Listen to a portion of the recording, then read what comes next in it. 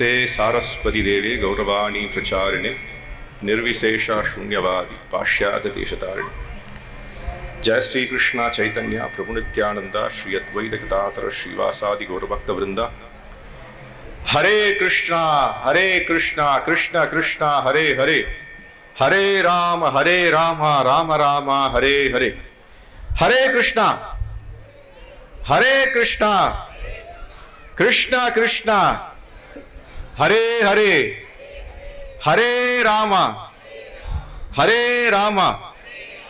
राम राम हरे हरे। எல்லாரும் உறக்க கிருஷ்ணரும் ராமருடைய நாமங்களை சொல்லுவதற்கு உதடுகள் ஏன் கனமா இருக்கு? உதடுகள் கனமாகவே இருக்கக்கூடாது. கிருஷ்ணரையும் ராமருடைய நாமங்களை சொல்லுவதற்கு உதடுகள் ரொம்ப எளிமையா இருக்கணும். ஹரே கிருஷ்ணா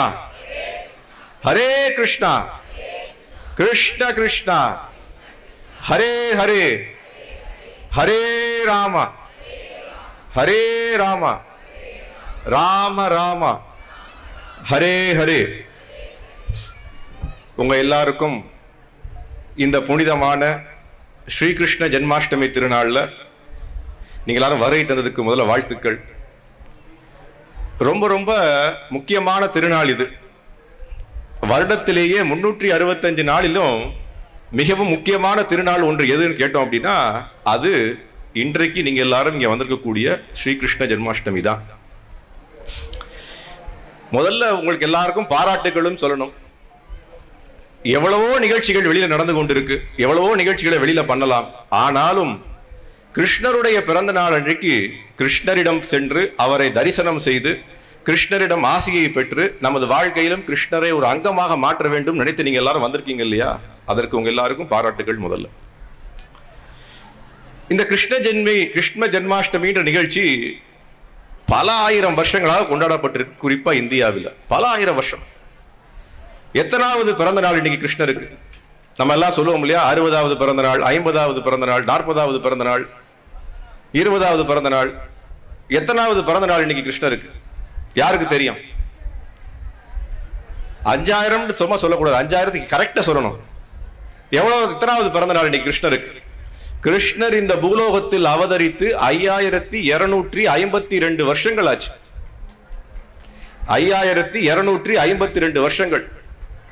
அப்ப 5252 வருஷங்கள்ல இதே பாரத பூமியில இதே இடத்துல நம்மை போல கிருஷ்ணரும் தோன்றி சில லீலைகளை புரிந்தார்னு சொல்வதில் நமக்கு ஏன் சந்தேகம் வருகிறது? அப்ப 5252 வருஷங்களுக்கு முன்னாடி கிருஷ்ணர் தோன்றினார். அதனுடைய ஒவ்வொரு வருடமும் தொடர்ச்சியாக நம்ம 5000 வருஷமா கொண்டாடி கொண்டிருக்கோம் இந்த மாதிரி விமர்சையா கிருஷ்ணருடைய பிறந்த நாளை. இன்றைக்கு அகில உலக கிருஷ்ண பக்தி இயக்கம்னு சொல்லக்கூடிய இஸ்கானினுடைய மிகப்பெரிய ஒரு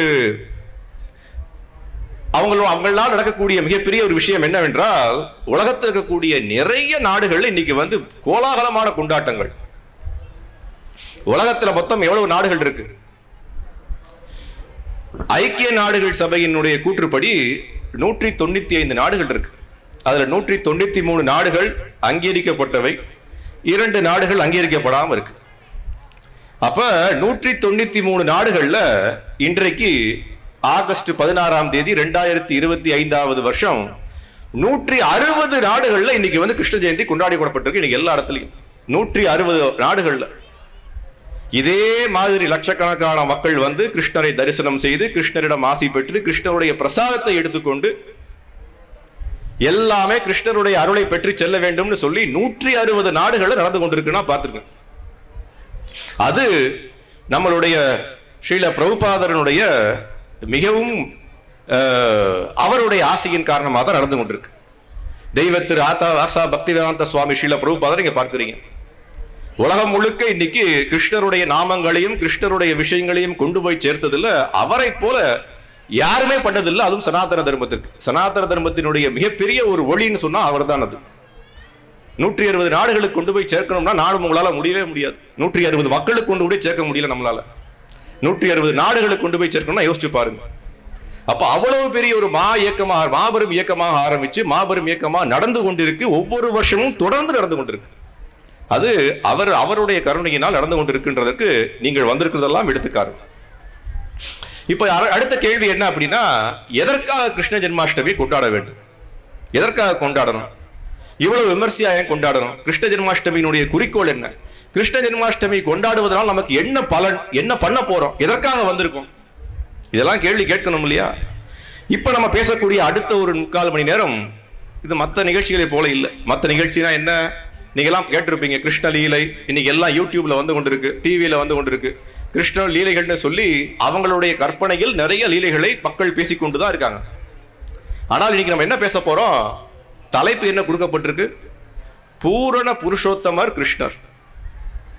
யாவர் பூரண புருஷோத்தமர் கிருஷ்ணர் தான் தலைப்பு. அப்ப இதுல என்ன இருக்கு? அவர் ஏன் பூரண புருஷோத்தமர்? ஏன் அவர் கடவுள்? அவர் யார்? அவருடைய முக்கியத்துவம் என்ன? அவருடைய முக்கியத்துவம் நமது வாழ்க்கையில் என்ன அப்படின்ற விஷயத்தை புரிந்து கொள்வதற்கு தான் இந்த இவ்வளவு பெரிய ஏற்பாடுகள், இவ்வளவு பெரிய மக்கள், இவ்வளவு பெரிய ஏற்பாடுகள், இவ்வளவு பெரிய விஷயங்கள் நடக்குதுங்கிற முக்கிய காரணமே இந்த பந்தல் தான். இந்த பந்தல்ல வந்து உட்காரக்கூடிய ஒவ்வொருவரும் என்ன எடுத்துக்கொண்டு செல்ல வேண்டும்? கிருஷ்ணர்னா யாரு, கிருஷ்ணருடைய உபதேசங்கள் என்ன, கிருஷ்ணருடைய உபதேசங்கள் என்னுடைய வாழ்க்கையில் எப்படி ஒரு அங்கமாக மாற்றுவது, அதுதான் மிக முக்கியமான விஷயம். ஒவ்வொரு வருடமும் நாங்க வந்து இந்த விமர்சையா பண்ணக்கூடிய நிகழ்ச்சியுடைய முக்கிய நோக்கம் என்ன? சேலம் மாநகர்ல அல்லது பக்கத்து ஊர்ல இருந்து வந்த நிறைய மக்கள், நிறைய ஊர்ல இருந்து வந்திருக்காங்க மக்கள்லாம், அவங்க எல்லாம் என்ன எடுத்துக்கொண்டு செல்லணும்? கிருஷ்ணர்னா யாரு, கிருஷ்ணரை ஏன் வணங்க வேண்டும், கிருஷ்ணர்னால் நமக்கு கிடைக்கக்கூடிய விஷயம் என்ன, அதனால் நமது வாழ்க்கை எப்படி சீரும் செருப்புமாக அமையும், இதுதான் நம்ம தெரிந்து கொள்ள வேண்டிய விஷயம். அதுக்கு முதல் பகுதி நீங்க எல்லாரும் வந்தது, அது முதல் ஸ்டெப்னு சொல்லுவாங்க இல்லையா, முதல் அடித்தளம் எடுத்து வச்சிருக்கீங்க, எல்லாம் வந்துட்டீங்க, ரொம்ப முக்கியம், நல்ல விஷயம். இரண்டாவது என்ன? 2 சகோதரர்கள் அங்க பார்த்திருப்பீங்க. யார் 2 சகோதரர்கள்? அங்க வரும்போது 2 சகோதரர்களை பார்த்தீங்க. எல்லாரும் பார்த்துட்டு தானே வந்தீங்க. கிருஷ்ணரும் பலராமரும் இந்த கலியுகத்துல சைத்தன்ய மகாபிரபு மற்றும் நித்யானந்த பிரபுவாக அவதரித்து நம்ம எல்லாரையும் ஆனந்தத்தினுடைய உச்சியில் எடுத்துக்கொண்டு சென்று நாமும் எப்படி வாழ வேண்டும் என்பதற்கு எடுத்துக்காட்டாக அவர்கள் நின்று கொண்டிருக்கிறார்கள். பார்த்திருப்பீங்க. நீங்க எல்லாம் கவனிச்சீங்களான்னு தெரியல, அவங்களுடைய இன்னைக்கு குறிப்பா அவங்களுடைய முகத்துல ஒரு சின்ன புன்சிரிப்பு. என்ன புன்சிரிப்பு? இன்னைக்கு இவ்வளவு லட்சக்கணக்கான மக்கள் இன்னைக்கு வந்திருக்காங்க எங்களுடைய பிறந்த நாளை கொண்டாடுவதற்குன்னு உங்களை எல்லாம் பார்த்து அவங்களுக்கு ஆர்வம். உங்க எல்லாரையும் பார்த்து அவர்கள் ஆனந்தப்படுகின்றார்கள். இவ்வளவு பேர் மக்கள் வந்திருக்காங்களா, ரொம்ப சந்தோஷம், இவ்வளவு மக்கள் வந்திருக்கிறது எனக்கும் பூரிப்பு தான் அப்படின்னு சொல்லி அவங்க 2 பேரும் இன்னைக்கு கையை உயர்த்தி ஆடிக்கொண்டிருக்கார்கள். பாத்தீங்க நீங்க. அப்ப அவர்களை திருப்திப்படுத்துவதுதான் நமது வாழ்க்கையினுடைய குறிக்கோள் எடுத்துக்காட்டுவதற்கு தான் இந்த எல்லா பெரிய நிகழ்ச்சியுமே. யாரை திருப்திப்படுத்துவதற்கு இந்த நிகழ்ச்சி? உங்களை திருப்திப்படுத்துவதற்கா, என்னை திருப்திப்படுத்துவதற்கா, இல்ல வந்தவளை திருப்திப்படுத்துவதற்கா? இல்ல, நாம எல்லாரும் ஒன்று சேர்ந்து என்ன பண்ண போறோம்? அவர்களை திருப்திப்படுத்த போறோம். 2 சகோதரர்களை திருப்திப்படுத்த போறோம். அதுதான் நம்மளுடைய வாழ்க்கையினுடைய குறிக்கோள். அப்ப இதுதான் வந்து அவங்க பாக்குறோம். அவங்க என்ன பண்றாங்க? ரொம்ப ரொம்ப ஆனந்தமா இருக்காங்க.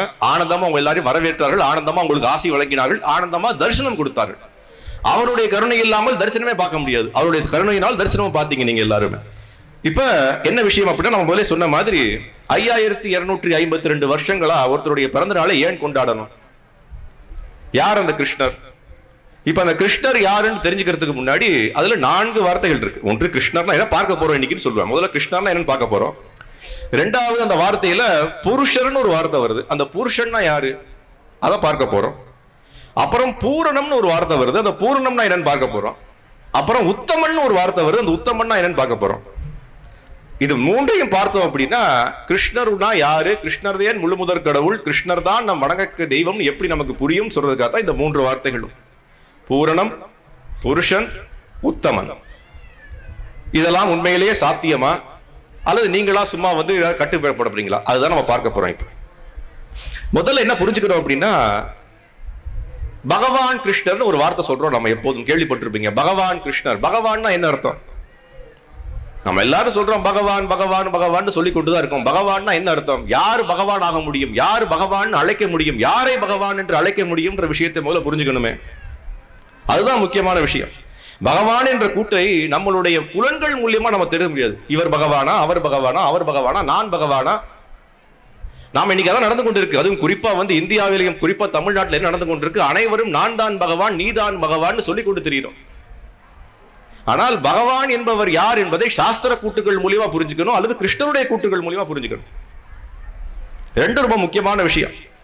நாம வந்து என்ன பண்றோம் அப்படின்னா, நம்மளுடைய புலன்கள் மூலியமா பார்த்தோம் அப்படின்னா எல்லாருமே பகவானை தான் தெரியும்.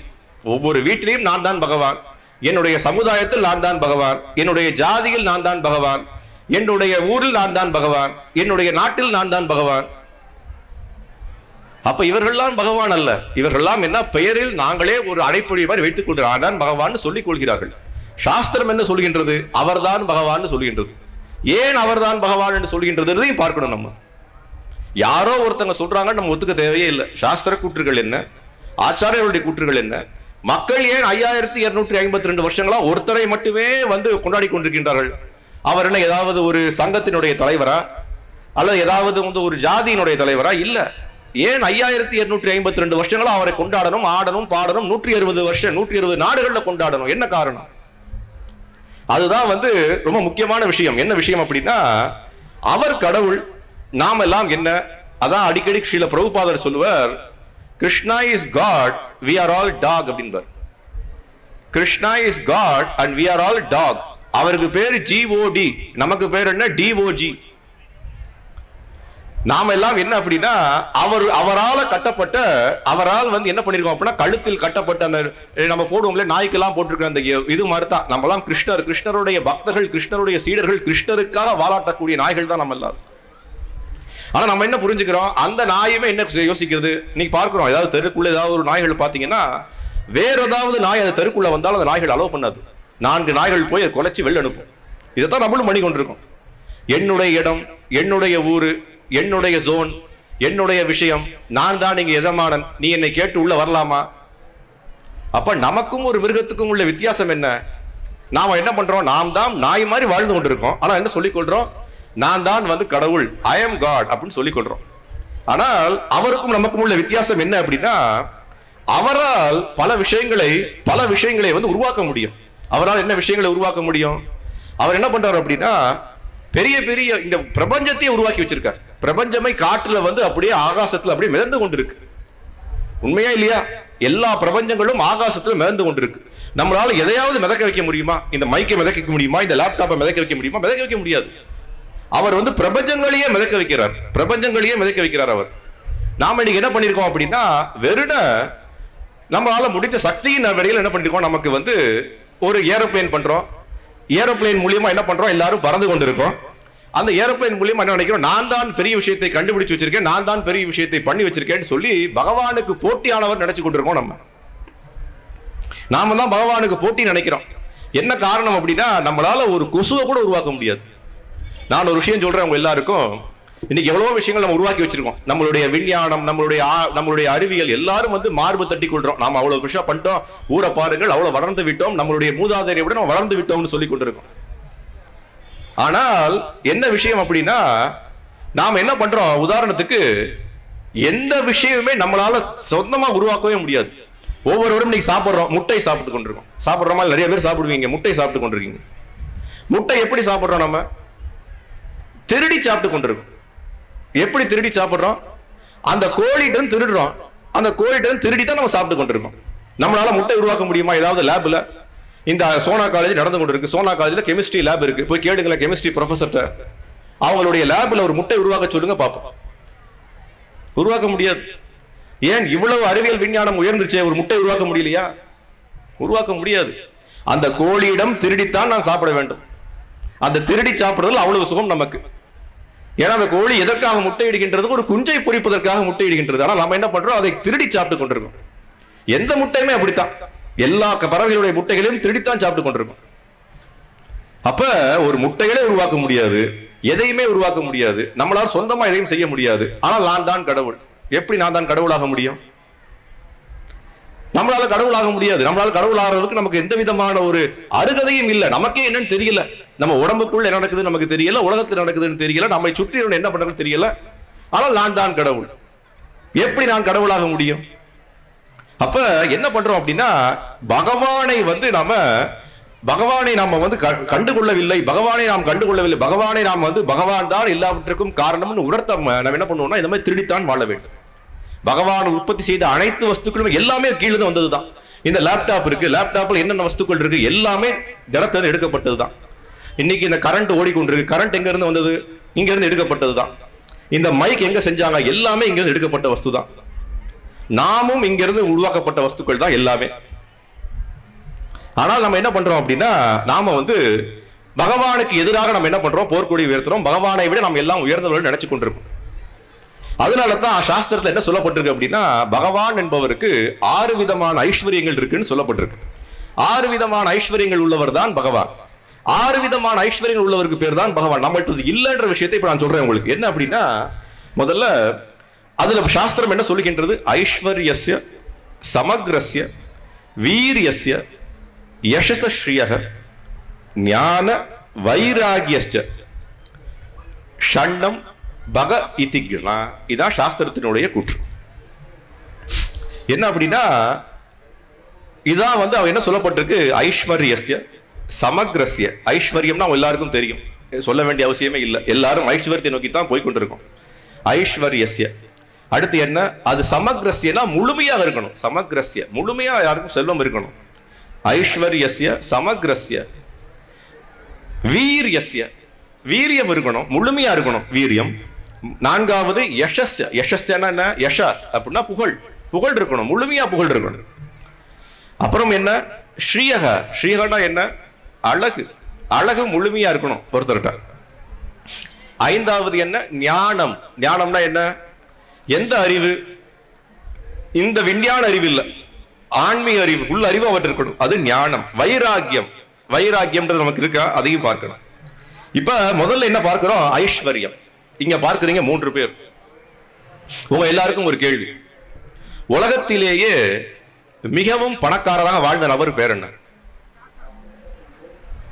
டாடா. நான் தான் உங்களுக்கு டாடா காட்டணும், டாடா இல்ல. உலகத்திலேயே மிகவும் பணக்காரராக வாழ்ந்தவர் யார்? இந்த முதல்ல பார்க்கிறீங்கல்ல, அவர் தான் உலகத்திலேயே மிகவும் பணக்காரராக வாழ்ந்தவர்னு அவங்க வந்து கண்டுபிடிச்சு வச்சிருக்காங்க. உங்க பேரே உங்களுக்கு தெரியாது, ஆனா அவர் தான். நாம எல்லாம் இன்னைக்கு செல்வத்துக்கு பின்னாடி ஓடிக்கொண்டிருக்கோம். எதற்காக ஓடுறோம்? அவருடைய பேர் என்ன அப்படின்னா மூசா. தெரியுமா உங்களுக்கு? மூசான்னு மலின்னு ஒரு நாடு இருக்கு. மலின்ற நாட்டில் வாழக்கூடிய அரசர், அவர் பேருக்கு மூசா அலி. அந்த நாட்டுக்கு பேரு மலி. எப்ப வாழ்ந்தார் அவர்? 234 சிஇ. சிஇனா என்ன, இன்னைக்கு 2025. அவர் 235 வாழ்ந்திருக்கார். அன்னைக்கு உள்ள சொத்துல இன்னைக்கு மதிப்புக்கு அவருக்கு $2 ட்ரில்லியன் அவருடைய சொத்து மாலின்ற நாட்டில் அந்த அரசனுக்கு. 2வது இருக்கக்கூடிய நபர் யாரு? சீசர்னு கேள்விப்பட்டிருப்பீங்க. Caesar, Augustus Caesar. அவருடைய சொத்து மதிப்பு என்ன? இவர் எல்லாரும் வாழ்ந்தாச்சு, இவர் எல்லாரும் மடிஞ்சாச்சு. அவருடைய சொத்து எங்க போச்சு? எங்க போச்சு அவருடைய சொத்து? அவருடைய ஐஸ்வர்யம் எங்க போச்சு? அவருடைய ஐஸ்வர்யத்தை எங்க விட்டு சென்றார்கள்? அந்த ஐஸ்வர்யம்லாம் எங்க? முழுமையான ஐஸ்வர்யம் அவர்கிட்ட இருக்கா? இல்ல. நாம் என்ன பண்றோம் இன்னைக்கு? ஐஸ்வர்யம் வேண்டும், ஐஸ்வர்யம் வேண்டும், ஐஸ்வர்யம் வேண்டும் என்று ஓடிக்கொண்டிருக்கும். வாழ்ந்து இறந்து பேரை கூட நம்மளால கண்டுபிடிக்க முடியாத நபர்கள் அவ்வளவு செல்வத்தை சேர்த்து வச்சு சென்று விட்டார்கள். அவங்க யாரே நமக்கு தெரியல, பேரும் தெரியல. அவன் ஊருக்கு போனா கூட யாரையும் தெரியாது. இன்னைக்கு மலின்ற நாட்டுக்கு போனீங்க, அங்க போய் மூசா மொழி யாருன்னு கேட்டா அவனுக்கு தெரியாது. அகஸ்டஸ் எந்த ஊர்ல வாழ்ந்தார் அந்த நாட்டுக்காரனுக்கே தெரியாது. உங்க எல்லாருக்கும் தெரியாது, எனக்கு தெரியும் நல்லா, அவங்களுக்கும் தெரியாது. அப்ப எதுக்காக நம்ம எல்லாம் உழைத்து கொண்டிருக்கோம்? எதற்காக ஐஸ்வர்யத்தை சேர்த்து கொண்டிருக்கோம்? முழுமையான ஐஸ்வர்யம் அவள்கிட்ட இருக்கா? இதான் முதல் கேள்வி. 2வது கேள்வி என்ன? அடுத்தது என்ன? வீரியம். வீரியம்னா என்ன? யாருக்கு ரொம்ப வீரியம் அதிகமா இருக்கு? நம்ம ஊர்ல வீரியம்னா சக்தின்னு சொல்லலாம். வீரியம்னா என்ன? அதிகமான யாரால திருமணம் செய்து கொள்ள முடிஞ்சது. இப்ப இடது பக்கம் ஒருத்தரை பாக்குறீங்க, அவர் யாரு? கிங் சாலமன். பைபிள்ல அவரை பற்றி குறிப்பிடப்பட்டிருக்கு. கிங் சாலமன் அவரை பற்றி குறிப்பிடப்பட்டிருக்கு. எவ்வளவு மனைவிகள் அவருக்கு? 700 மனைவிகள். யாருன்னு உங்களுக்கு தான் தெரியாது, அவ்வளவு ஆடம்பரமா வாழ்ந்தார் அவர். வலது பக்கம் இருக்கிறவர் யாரு? இஸ்மாயில், மொராக்கோ நாட்டுக்காரர் இஸ்மாயில்ன்றவர். எவ்வளவு அவளுக்கு மனைவிகள்? 72 மனைவிகளை மனம் செய்தார் அவர். என்ன உங்களுக்கு தான் பேர் தெரியுமா? தெரியாது. கிருஷ்ணர் இதெல்லாம் இவங்களுடைய வரலாற்றுல சொல்லிக் கொண்டிருக்கார்கள். வரலாறே எப்படி திரிக்கப்பட்டிருக்கு உங்களுக்கு ஒரு உதாரணத்துக்காக தான் சொல்றேன். வரலாறு எப்படி திரிக்கப்பட்டிருக்கு. பாகவதத்தில் என்ன சொல்லப்பட்டிருக்கு? கிருஷ்ணர் 16,108 மனைவிகளை திருமணம் செய்தார். எவ்வளவு? 16,108 மனைவிகள். அவங்க ஒவ்வொருத்தரையும் ஒவ்வொரு நாள் பார்க்கல. ஒவ்வொரு நாள் பார்த்தீங்கன்னா 15 வருஷமாகும் முதல் மனைவியை பார்த்து திரும்பி பார்க்கறதுக்கு. அவர் என்ன பண்ணார்? 16,108 மனைவிகளையும் எல்லாரோடையும் கூடயே இருந்தார். அவர் தான் வீரியம் மிக்க நபர். வீரியம் மிக்க நபர் அவர் தான். நமக்கெல்லாம் அந்த வீரியம் பத்தவே பத்தாது. நாம வீரியம் வேண்டும் வீரியம் வேண்டும் இன்னைக்கு யோகாசனம் பண்றோம், மெடிக்கல் டாக்டர் போய் பார்க்கிறோம், மாத்திரை சாப்பிடுறோம். எந்த மாத்திரை சாப்பிட்டு எந்த யோகாசனம் பண்ணாலும் வீரியம் நம்மளால கிடைக்க முடியாது. இவங்கள மாதிரி கூட கிடைக்காது உங்களுக்கு வீரியம். ஆனாலும் மார்பு தட்டி கொள்றோம், நான் தான் பெரியவன், நான் தான் பெரியவன், நான் தான் பெரியவன் மார்பு தட்டி கொண்டிருக்கீங்க. இதுதான் நம்மளுடைய நிதர்சனமான உண்மை. நாம் வாழக்கூடிய வாழ்க்கையின் நிதர்சனமான உண்மை உங்களுக்கு காட்டுறதுக்காக தான் இதெல்லாம் காட்டுறேன். மூன்றாவது என்ன அப்படின்னா புகழ். யார் இந்த நபர்? எவ்வளவு பேருக்கு தெரியும் இந்த நபரை பற்றி? புகழ்னா நபர்னு சொல்லிட்டீங்க, அப்ப தெரிஞ்சிருக்கணும்ல உங்களுக்குலாம்? தெரியாது. வரலாற்றுப்படி இவருடைய பெயர் ஜான் லெனன். ஜான் லெனன்றவர் எங்க வாழ்ந்தார்? 1970 60களில் அவ்வளவு புகழ்ச்சி பெற்ற நபர் இவர். உலகம் முழுக்க எல்லாருக்கும் தெரியும் ஜான் லெனன்னா யாருன்னு. அந்த காலத்துல அவங்க வரலாற்றில் என்ன பண்றாங்கன்னா, உலகத்திலேயே வாழ்ந்ததிலேயே அதிகமாக புகழ் பெற்றவர் இவர் தான் சொல்லி வரலாற்று கூட்டு எழுதுறாங்க. ஆனா உங்களுக்குலாம் தெரியல, உங்களுக்குலாம் கேட்காமலே அந்த கூட்டு எழுதிட்டாங்க. என்ன அப்படின்னா என்னாச்சு? அவருடைய என்னாச்சு? அவர் இறக்கும் போது ஆயிரக்கணக்கான மக்கள் தாங்களே தற்கொலை செய்து கொண்டார்களாம், இவர் இறந்து விட்டாரேன்னு சொல்லி. நபர் யாருன்னு நமக்கு தெரியல, அவர் தான் புகழ்பெற்ற நபர் நம்ம சொல்லி கொண்டிருக்கோம். ஆனால் நம்ம என்ன பார்க்கிறோம்? 5252 வருஷங்களா ஒருத்தருக்கு பிறந்தநாள் கொண்டாடி கொண்டிருக்கோம், அவருடைய பேர் இதுல வரல. 5252 வருஷங்களா பிறந்தநாள் கொண்டாடி கொண்டிருக்கோம், அவருடைய பேர் இங்க வரல. அதுதான் வரலாறு. அப்ப வரலாறு எப்படி இருக்கு அப்படின்ற விஷயத்தை நம்ம முதல்ல பார்க்கணும். நான்காவது என்ன? ஸ்ரீயகா. ஸ்ரீயகானா என்ன? அழகு. அழகுன்னு இருக்கு. இன்னைக்கு போய் நீங்க இந்த சாட் ஜிபிடி வச்சிருக்காங்க தெரியுமா? அந்த சாட் ஜிபிடி வச்சிருக்காங்க. அதுல கூகுள்ல போய் டைப் பண்ணீங்கன்னா யாரு உலகிலேயே அழகான மனிதர் வாழ்ந்தார்னு போட்டீங்கன்னா முதல் பேர் யார் பேர் தெரியுமா வருது? யார் பேர் வருது? கிருஷ்ணர் தான் வருது. இன்னைக்குமே பாருங்க, டைப் பண்ணி பாருங்க, கிருஷ்ணர் தான் வருது. கிருஷ்ணர் தான் உலகத்திலேயே வாழ்ந்த நபரிலேயே அந்த வார்த்தையை அடிச்சுக்கணும், வாழ்ந்த நபரிலேயே மிகவும் அழகு வாய்ந்த நபராக வாழ்ந்தவர் அவர் தான்.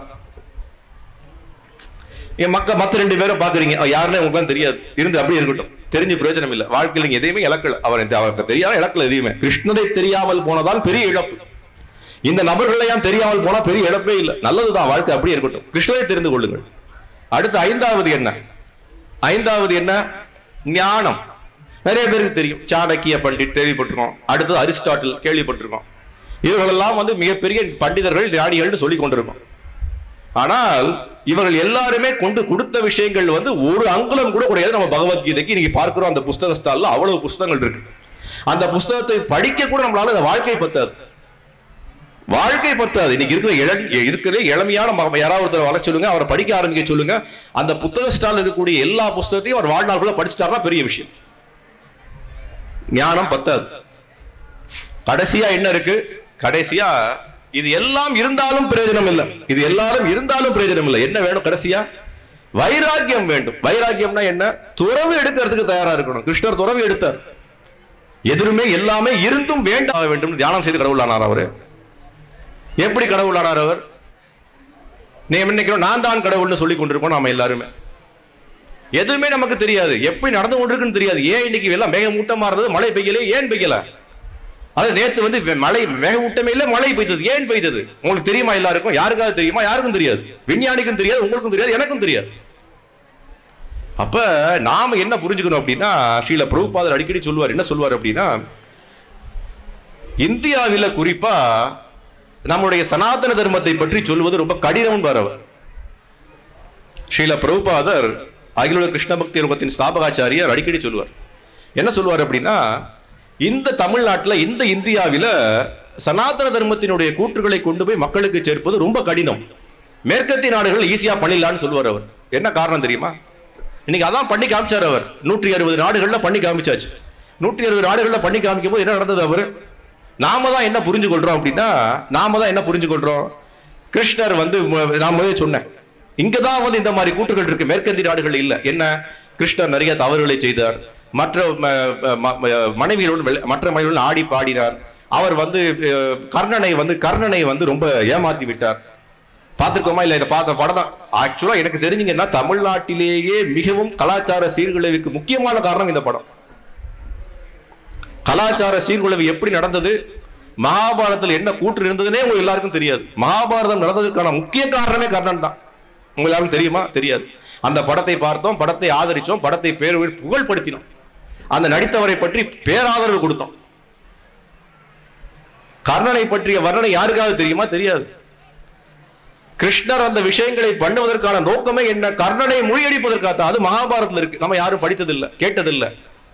சரியான நபர்கிட்ட போய் கேட்கணும், சரியான நபர்கிட்ட போய் கேட்கணும். அதுதான் ரொம்ப முக்கியமான விஷயம். நான் முதலே சொன்னேன், யூடியூப்லையும் டிவிலையும் பார்த்து கிருஷ்ணரையும் ராமரையும் தெரிந்து கொள்ள முடியாது, தெரிந்தே கொள்ள முடியாது.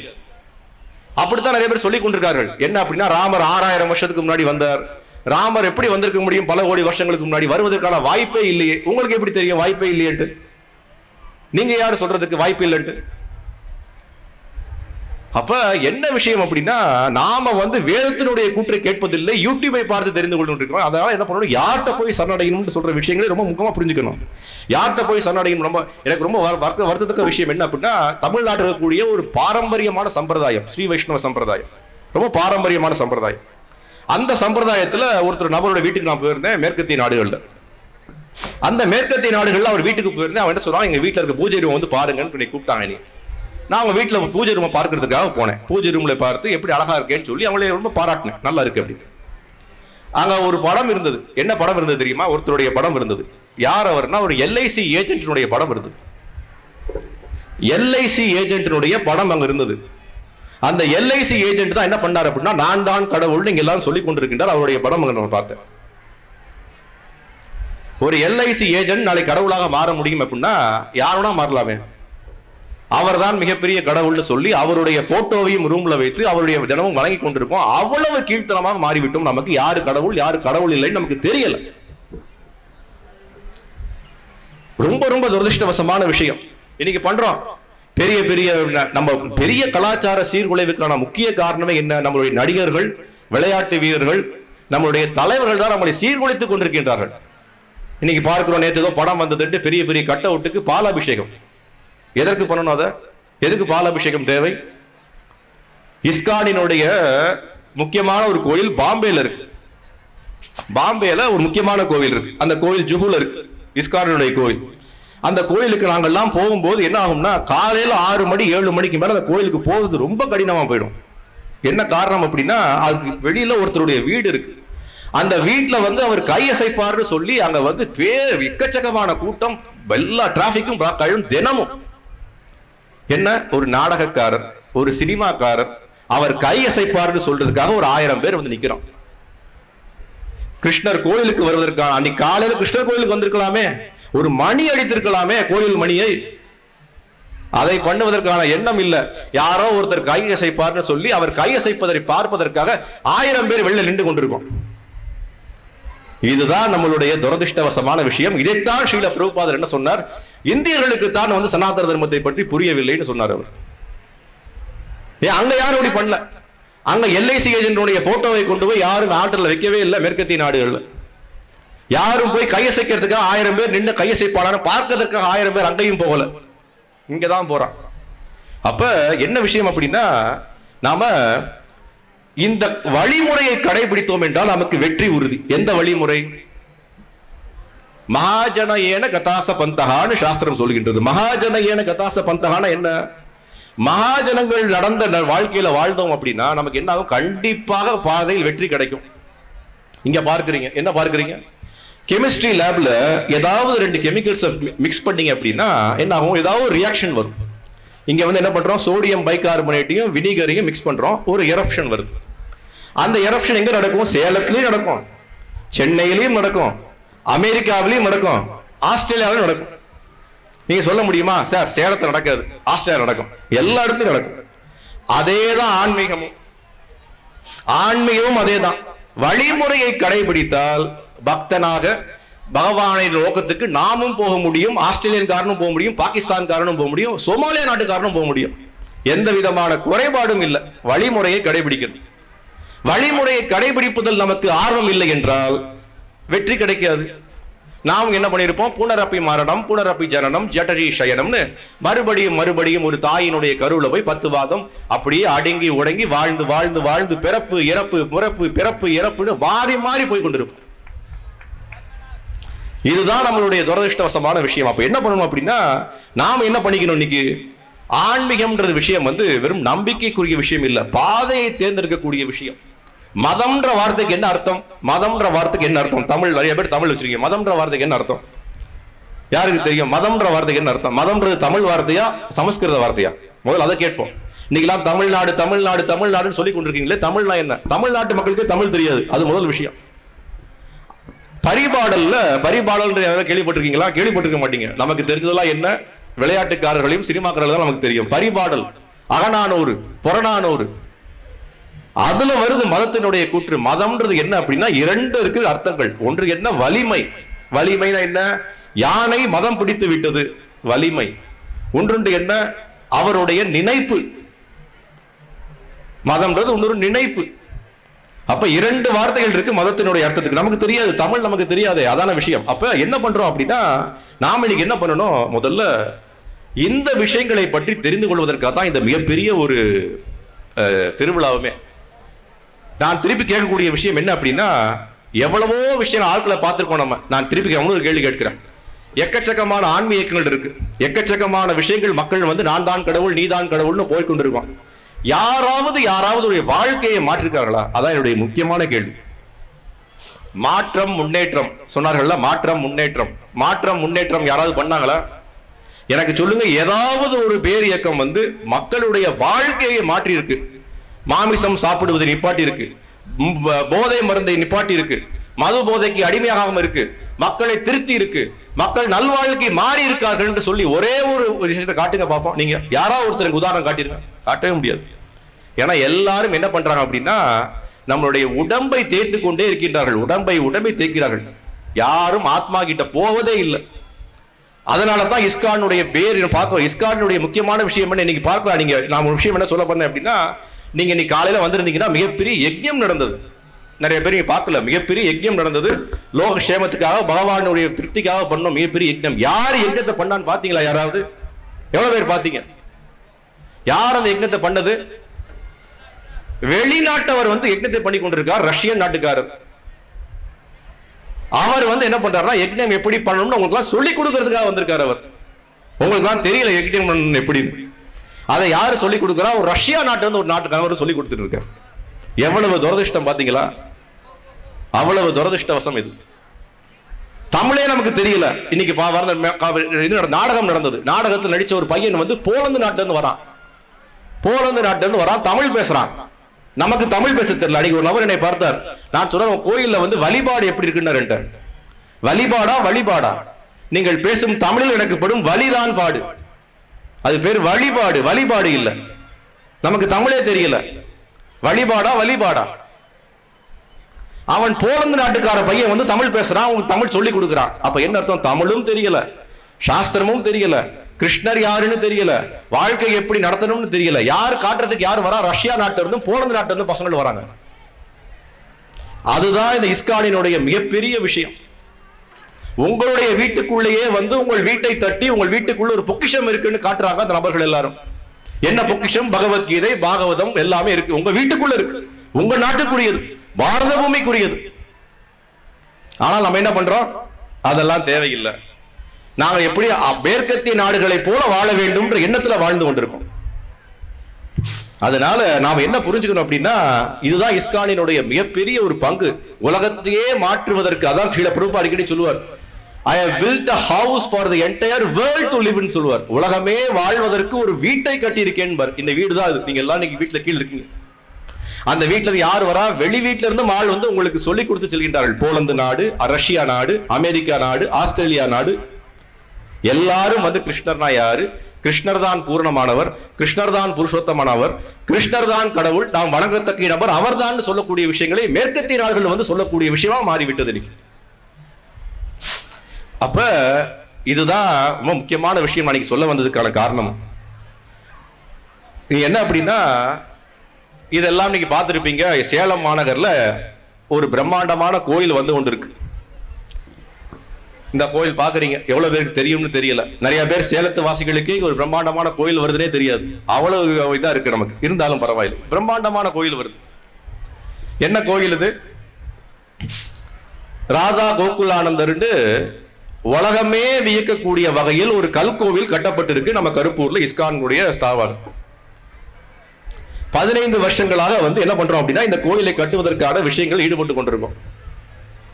15 வருஷமாக கல் கல்லாக சிற்பம் சிற்பமாக மக்களுக்கு கொண்டு போய் சேர்க்கணும். பாகவத புராணமா என்ன, பகவத்கீதைனா என்ன, மக்கள் வந்து வாழ்க்கையை மாற்றிக்கொள்ள வேண்டும்ன்ற ஒரே காரணமாக பண்ணி கொண்டிருப்போம் இங்க எல்லாருமே. இன்னைக்கு பார்த்தோம் 1000 வருஷங்களுக்கு முன்னாடி கூட என்ன பண்ணோம் அப்படின்னா, கங்கை கொண்ட சோழபுரம் கட்டினாங்க, சோழன் கட்டினான்னு பார்க்கிறோம். இன்னைக்கும் அந்த கோயில் அப்படியே இருக்கு. இதே மாதிரிதான் இந்த கோயிலும் இருக்க போகுது. 1000 வருஷங்கள் ஆனாலும் சேலத்துல நானும் இருக்க மாட்டேன், நீங்களும் இருக்க மாட்டீங்க. ஆனாலும் என்ன, இந்த கோயில் அருமையாக இருக்கும். அப்ப இந்த கோயிலினுடைய விஷயம் என்ன, இன்னைக்கு எல்லாருக்கும் ஒரு அரிய வாய்ப்பு இன்னைக்கு இருக்கு. என்ன வாய்ப்பு அப்படின்னா, இந்த கோயிலையும் நாங்களும் பங்கு கொள்ள முடியும். ஒரு அருமையான வாய்ப்பு. 1,00,000 பேர் இன்னைக்கு வந்தீங்க இங்க எல்லாரும். இன்னைக்கு வந்து நம்ம எதிர்பார்க்கக்கூடிய மக்கள் தொகை எவ்வளவு, இங்க வந்திருக்கக்கூடிய நபர்கள்ல 1,00,000 பேர். இன்னைக்கு 1,00,000 பேர் எல்லாரும் உறுதிமொழி எடுத்து நமது சேலத்துல ஒரு பிரம்மாண்டமான கோயிலை கட்டி முடிப்பதற்கு நான் உறுதுணையாக இருப்பேன் நினைச்சிருந்தாங்கன்னா இந்த மாதிரி 10 கோயில் கட்டிட முடியும். இந்த மாதிரி 10 கோயில் கட்டிட முடியும். ஏன்னா 1,00,000 பேர் இருக்கீங்க. அதுக்காகத்தான் இன்னைக்கு என்ன பண்றோம், ஒரு முக்கியமான விஷயத்தை இன்னைக்கு ஸ்டார்ட் பண்ணிருக்கு. என்ன விஷயம் அப்படின்னா, வரக்கூடிய நபர்கள் அனைவருக்கும் ஒரு அரிய வாய்ப்பு. 2 வாய்ப்பு இருக்கு உங்களுக்கு வாழ்க்கையில். என்ன வாழ்க்கையில் 2 வாய்ப்புனா, அன்னதானம் ஹால் கட்டுறோம் ரொம்ப பெருசா. அந்த அன்னதானம் ஹால் வந்து தமிழ்நாட்டிலேயே மிகப்பெரிய அன்னதான ஹால் அதான் இருக்க போகிறது. 3000 பேர் உட்கார்ந்து சாப்பிடக்கூடிய விஷயம், பெரிய பிரம்மாண்டமான ஹால் அங்கே கட்டப்பட்டிருக்கு. அந்த ஹாலில் முதல் முறையாக என்ன பண்றோம் அப்படின்னா, தட்டுகள் அமைக்கிறோம். என்ன தட்டுகள்? கல்லையே தட்டு அமைக்கிறோம். அவங்க எல்லாம் வச்சிருக்காங்க டிஸ்பிளே, நீங்க வேணா பார்க்கலாம் போகும்போது. ஒவ்வொரு தட்டையும் நீங்க என்ன பண்ணலாம் அப்படின்னா, வரக்கூடிய நபர்கள், நீங்களா இருக்க போவதில்லை, நானும் இருக்க போவதில்லை, 1000 வருஷங்கள் கழித்து நம்ம வேணா மேல இருந்து பார்க்கலாம். நான் இந்த கோயிலுக்கு ஒரு 2000 ரூபாய் கொடுத்தேன், என்னுடைய தட்டில் கொடுத்த அன்பளிப்புல ஒரு நபர் சாப்பிட்டு கொண்டிருக்காருன்னு மேல இருந்து வேணா பார்க்கலாம். நீங்க எல்லாரும் 1000 வருஷம் ஆனாலும் என்னாகும், கோயில் அப்படியே இருக்கும். 1000 வருஷங்கள் ஆனாலும் அனைவரும் வந்து அன்னதானம் உணவு எடுத்துக்கொண்டிருப்பார்கள், பிரசாதம் எடுத்துக்கொண்டிருப்பார்கள், கிருஷ்ணரை பற்றி நினைப்பார்கள், கிருஷ்ணரை தரிசனம் செய்வார்கள், கிருஷ்ணரை பற்றிய விஷயங்களை தானும் எடுத்துக்கொண்டு வீடுகள் செல்வார்கள். அதற்கு தான் இந்த கோயில். அதற்கு ஒரு மிகப்பெரிய அரிய வாய்ப்பு. அதான் சொன்னேன், இது முதல் வாய்ப்பு. 2வது வாய்ப்பு என்ன? 2வது வாய்ப்பு என்ன அப்படின்னா, நாம எப்படி பல 100 தடவை இந்த உலகத்துக்குள்ள வராம எப்படி இருக்க முடியும்னு சொல்றதுக்கும் ஒரு வாய்ப்பு இருக்கு. நீங்க என்ன பண்ணலாம், மறுபடியும் பிறப்பெடுத்து இந்தியாவிலேயோ பாகிஸ்தான்லயோ சோமாலியாலோ பிறக்கலாம். பிறத்து அடுத்த பிறவியில வந்து, நான் போன பிறவியில சேலத்துக்கு ₹1 கொடுத்தேன், அந்த கோயில் கட்டிருக்கலாம், பார்த்துட்டு கூட போகலாம். ஆனால் இன்னொரு வழி என்ன இருக்கு அப்படின்னா, நான் மறுபடியும் பிறப்பை எடுக்க தேவையில்லை, பகவானுடைய வாசஸ்தலத்துக்கு போய் அங்கிருந்து பார்க்கலாம் கோயில் எப்படி இயங்கிக் கொண்டிருக்கு பார்க்க முடியும். அதுவும் ஒரு வாய்ப்பு. அந்த வாய்ப்பு எப்படி கிடைக்கும்? அதற்கும் ஒரு ஸ்டால் இருக்கு, எல்லாம் புத்தக ஸ்டால். அது என்ன பண்ணணும், போய் நம்ம புஸ்தகங்களை வாங்கணும், படிக்கணும், புஸ்தகங்களை கேட்டு தெரிந்து கொள்ளணும், ஆச்சாரியருடைய சரணடையணும், ஆச்சாரனுடைய விஷயத்தை கொண்டு போய் சேர்க்கணும். நாம் என்ன பண்ணணும், எனக்கும் வாழ்க்கையில் நாமும் கிருஷ்ணருடைய பகவானினுடைய சேவகனாக மாற வேண்டும் கிருஷ்ணா, நீங்க எல்லாரும் வேண்டிக் கொண்டு செல்லுங்கள். எல்லாருமே கிருஷ்ணரும் பலராமரும் காத்து கொண்டிருக்காங்க. அவங்க என்ன கேட்கணும், நம்ம என்ன கேட்க போறோம், இன்னைக்கு என்ன கேட்க போறோம்? பிறந்த நாள். இன்னைக்கு பிறந்த நாள் ஆளுநர் கேட்போம் இல்லையா? ஏதாவது எப்போதும் பிறந்த நாள் ஆச்சுன்னா போய் சார் எனக்கு இதை கொடுங்க அதை கொடுங்கன்னு பெரிய ஆள்கிட்ட போய் கேட்கிற வழக்கம் நம்மகிட்ட இருக்கு. நீங்க எல்லாரும் வந்தீங்க, என்ன போய் கேட்டீங்க பகவான்கிட்ட? என்ன கேட்டீங்க நீங்க எல்லாரும்? என்ன கேட்டீங்க? எனக்கு வந்து செல்வம் வேண்டும், வீடு வேண்டும், மனைவி வேண்டும், ஒரு வீடு பத்தல 2 வீடா வேண்டும், ஒரு கார் பத்தல 2 காரா வேண்டும், என்னுடைய பையன் வந்து அமெரிக்காவுக்கு போகணும் அதுக்கு விசா வேண்டும், என்னுடைய பொண்ணு ஆஸ்திரேலியாவுக்கு போகணும் அதுக்கு விசா வேண்டும். இதுதான் வேண்டிக் கொண்டிருக்காங்க. யாராவது ஒருத்தர் போய் கேட்டீங்களா, ஐயா எனக்கு திருப்பி மறுபடியும் நான் இந்த உலகத்தில் பிறக்க தேவையில்லை, நான் மறுபடியும் இந்த வரமாட்டேன், என்னை உங்களுடைய வாசஸ்தலத்துக்கு எடுத்துக்கொண்டு செல்லுங்கள் யாராவது ஒருத்தர் கேட்டீங்களா? கையை உயர்த்துங்க பாப்போம். யாரும் கேட்கல. அப்ப இந்த நிகழ்ச்சியினுடைய முக்கியமான நோக்கம் என்ன? அதை போய் பகவானிடம் கேட்க வேண்டும் சொல்றதுக்காக தான் இந்த நிகழ்ச்சியை. அதை போய் பகவானிடம் கேட்க வேண்டும் சொல்றதுக்காக தான் இந்த கோயிலும் கட்டிக்கிட்டு இருக்கோம். இந்த கோயில் கட்டுவதற்கான முக்கிய நோக்கம் என்ன? எல்லாரும் போய் பகவானிடம் என்ன கேட்கணும்? எனக்கு மறுபடியும் பிறப்பு தேவையில்லை, எனக்கு மறுபடியும் இறப்பு தேவையில்லை, எனக்கு மறுபடியும் வயது தேவையில்லை, எனக்கு மறுபடியும் பிடி தேவையில்லை, இறப்பு பிறப்பு முதுமை நோய் எனக்கு தேவையில்லை என்ற விஷயத்தை கொண்டு போய் கேட்கணும். அதுக்கு தான் இந்த பிரம்மாண்டமான கோவில். அதனால நான் முடிக்கும் போது என்ன சொல்லணும்னு ஆசைப்படுறேன் அப்படின்னா, எக்கச்சக்கமான விஷயங்கள், நல்ல வாய்ப்பு, இதை விட ஒரு அரிய வாய்ப்பு யாருக்குமே ஏற்படுத்த முடியாது. கோயிலையும் கட்டி புத்தகத்தையும் கொடுத்து மைக்கை பிடித்து 1 மணி நேரம் பேசி அப்படியுமே நமக்கு வந்து வாழ்க்கையினுடைய முக்கியத்துவத்தை புரிந்து கொள்ள முடியவில்லை என்றால் எப்படி புரிந்து கொள்ள முடியும்? பகவானே வந்தா கூட தெரியாது. துரியோதனுக்கு அப்படித்தான் நடந்தது. துரியோதனுக்கு முன்னாடி பகவான் நிற்கின்றார். அவன் நீ பகவானே இல்ல, நீ ஒரு மாயக்காரன் சொன்னான் துரியோதனன் கிருஷ்ணரை பார்த்து. நமக்கு முன்னாடி உங்க வீட்டுக்கு நாளைக்கு உங்க வீட்டுக்கு முன்னாடி கிருஷ்ணர் வர்றார். உங்களுக்கு தெரியுமா யாரு கிருஷ்ணர்னு? நீங்க போலீஸுக்கு போன் பண்ணுவீங்க, யாரும் திருட வந்துட்டா சார் வாங்கன்னு சொல்லி கூப்பிடுவீங்க. நீங்க எல்லாரும் யாருன்னே தெரியாது உங்களுக்கு தான் கிருஷ்ணர்னா. உங்க வீட்டுக்கு கிருஷ்ணர் வர்றதுக்கு தயாரா இருக்கார். இன்னைக்கு ஜென்மாஷ்டமி, இன்னைக்கு எல்லாரும் வீட்லயும் பாதங்கள் பண்ணிருப்பாங்க, பார்த்திருப்பீங்க, சின்ன சின்ன பாதம். சரி, உண்மையிலே கிருஷ்ணர் வந்துட்டாருன்னு வச்சுப்போம். உங்களுக்கு தெரியுமா கிருஷ்ணர் வந்தாரா இல்லையான்ட்டு? தெரியாது. கிருஷ்ணர்னா யாருன்னு தெரியல, அவர் தான் புருஷோத்தமர்னு தெரியல, அவர் தான் பூர்ணமானவர்னு தெரியல, அவர் தான் முடிவில் கடவுள் நமக்கு தெரியல, எங்க வாழ்ந்தார் அட்ரஸ் தெரியல. அட்ரஸ் அங்க கொடுத்துருக்கோம். அவருடைய அட்ரஸ் என்ன, எப்படி போய் பார்ப்பது, அவரை எப்படி நேரில் பார்த்து நேரில் பேசுவது, நேரில் சிரிப்பதுன்னு சொல்லியாச்சு. இதை விட என்ன பண்ண முடியும்? அதனால உங்க எல்லாருக்கும் நான் கேட்டுக்கொள்வது விஷயம் என்னவென்றால், இந்த நிகழ்ச்சிக்கு நீங்க வந்ததன் முக்கியமான ஒரு பலனை எடுத்துக்கொண்டு செல்ல வேண்டும். அந்த முக்கியமான விஷயம் என்ன? பகவானை பற்றி தெரிந்து கொள்ளுங்கள், பகவானிடம் வேண்டிக் கொள்ளுங்கள். நான் மறுபடியும் இங்கே பிறப்பு எடுக்க போவதில்லை, மறுபடியும் அந்த பிறப்பு எடுக்காமல் இருப்பதற்கு வாய்ப்பை ஏற்படுத்தி கொடுப்பதற்கு இந்த கோயில் மாதிரி விஷயங்களுக்கு நீங்களும் உறுதுணையாக இருங்கள். கோயில் கட்டி முடிப்பதற்கு உங்களுடைய பேராதரவு இருக்கட்டும். ஹரே கிருஷ்ணா. ரொம்ப ரொம்ப நன்றி.